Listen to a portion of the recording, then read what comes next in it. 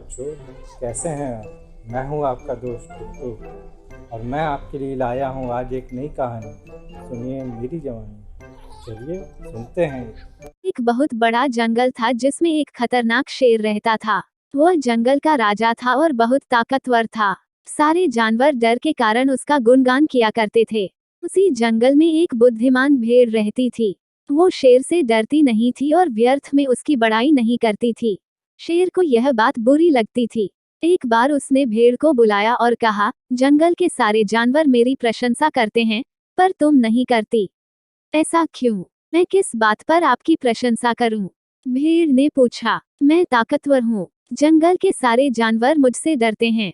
शेर ने उत्तर दिया। मैं बल को नहीं बुद्धि को श्रेष्ठ मानती हूँ। इसलिए मात्र बल के कारण मैं आपकी प्रशंसा नहीं करूंगी। भीड़ बोली। यह बात शेर को बुरी लगी और दोनों में बहस हो गई। शेर की दृष्टि में बल श्रेष्ठ था, किंतु भेड़ की दृष्टि में बुद्धि। दोनों के अपने अपने तर्क थे।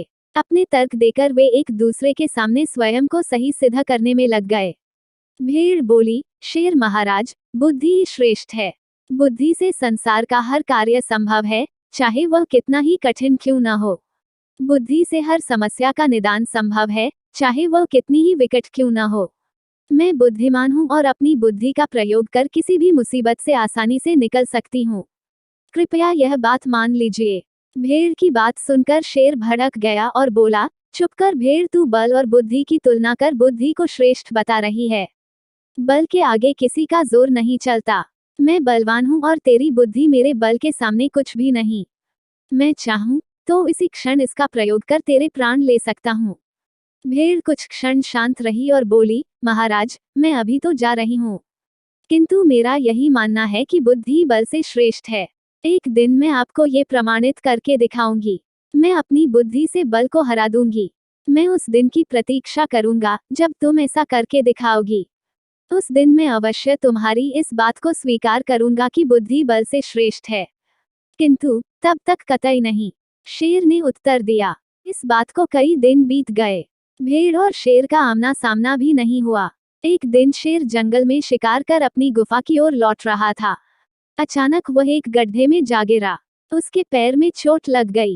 इसी तरह वह गड्ढे से बाहर निकला तो पाया कि एक शिकारी उसके सामने बंदूक ताने खड़ा है।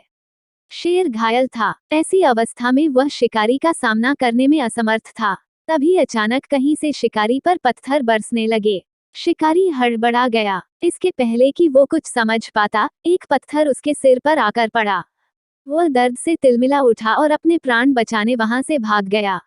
शेर भी चकित था कि शिकारी पर पत्थरों से हमला किसने किया और किसने उसके प्राणों की रक्षा की। वह इधर उधर देखते हुए ये सोच ही रहा था कि सामने एक पेड़ पर बैठे बंदर को देखा। तभी पीछे से एक आवाज उसे सुनाई दी, महाराज, आज आपके बल को क्या हुआ? इतने बलवान होते हुए भी आज आपकी जान पर बन आई। भेड़ को देख शेर ने पूछा, तुम यहाँ कैसे? महाराज, कई दिनों से मेरी उस शिकारी पर नजर थी।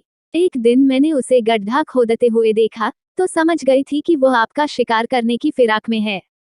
इसलिए मैंने थोड़ी बुद्धि लड़ाई और अपने दोस्त बंदर की मदद से ढेर सारे पत्थर इस पेड़ पर एकत्रित कर लिए, ताकि आवश्यकता पड़ने पर इनका प्रयोग शिकारी के विरुद्ध कर सकूं।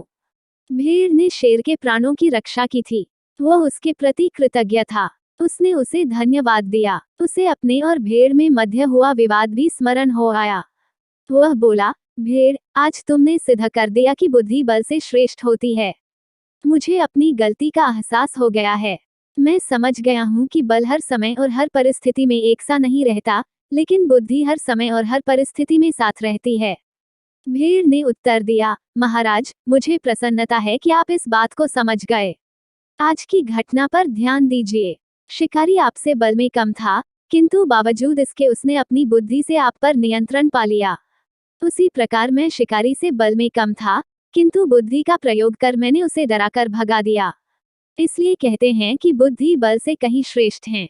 मोरल ऑफ द स्टोरी, बुद्धि का प्रयोग कर हर समस्या का निराकरण किया जा सकता है। इसलिए बुद्धि को कभी कमतर न समझें।